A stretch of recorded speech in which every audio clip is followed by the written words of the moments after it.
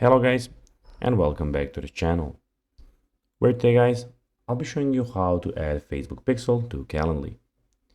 So guys, the first thing that you of course need to do is go to calendly.com and you'll be greeted by a screen like this.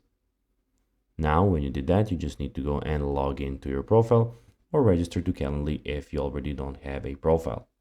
If you're having struggles with this, you can always go to our YouTube channel where we have plenty of how-to Calendly videos where you can see how you can do this. Now guys, that we got that out of the way, let's see what we actually have in front of us here. So as you can see here, we have in the top left corner the create button, event types, schedule events, contacts, workflows, routing, and analytics. We also have the upgrade plan, availability, integration in apps, admin center, and the help option.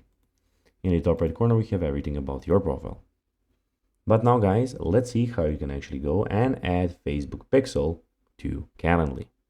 It is pretty simple and you just need to go and follow these two steps. So if you have a Facebook business page, basically what you need to do guys is firstly you need to have a Facebook business page. You can then integrate Calendly with Meta Pixel, formerly known as Facebook Pixel. So basically Meta Pixel is the same thing because it's now Meta, not Facebook, to better understand your social ad campaigns. So guys, that will be everything for this video. I hope that you found this video informative and entertaining guys. If you did, don't forget to like this video, share it, subscribe to the channel, and put the notifications on, as guys this really helps us grow our channel. So if you have a few seconds, it will be pretty cool if you could do this for us. So guys, as I said, that will be everything for this video. I hope that you enjoyed it. And guys, as always, I'll be seeing you in the next video on this YouTube channel. Bye guys.